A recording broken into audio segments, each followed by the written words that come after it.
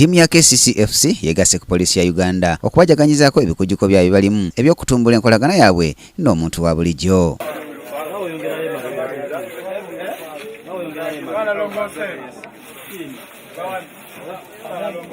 Olwaleero basibye mu katale k'e Nakawa nga bakalongoosa era nga beegatiddwako ne Mmeeya w'e Nakawa Ronald Balyomwezo akuutidde abasuubuzi b'e Nakawa okuuma obuyonjo olwo banaasobola okwewala endwadde. Mmwe abaleta fujjo wano akatale tugenda katereeza tugenda kukwata tukusibe kubanga oyagala kutta ggwanga.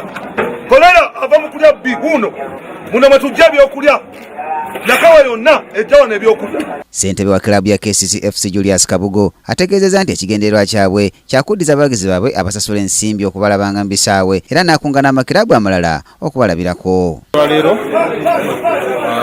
okukwatagana n'abawagizi baffe n'abantu bonna abakolera mu katale kano okulaba nti nno tukayonja n'okwongera okubakubiriza okulaba nti bakuuma obuyonjo. Mu ngeri y'emu omumyuka w'omutendesi wa KCCFC Mole Byekwanso ategeezezza nga bwe beetegese obulungi okusobola okuwangula kilabu ya Vipers gye bakyalira omwayo olunaku olw'enkya mu kisaawe Nakivubo mu ligi y'Ababinyeera eyazaamu. Omupiira gw'enkya tugwetegekedde bulungi kyamukisa mbuno tetulina nnyo balwadde bangi, tulina omulwadde omu mu ttiimu yonna eri fit.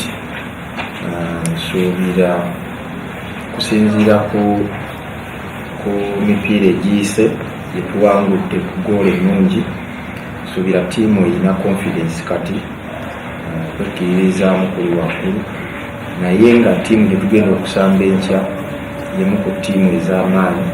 KCCFC egenda mupiira guno nga yekulembedde ekimeeza kya Azam Premier League n'obubonero 18 ne Dula Vipers mu kyokubiri n'obubonero 12, Sowana FC yeri mu kyokusatu. Saddle Paints, Police ne Jinja Municipal Council zezikwebedde ku kimeeza. Brian Katende munabyamizannyo, Kingdom TV amalindirire. This is Kingdom TV.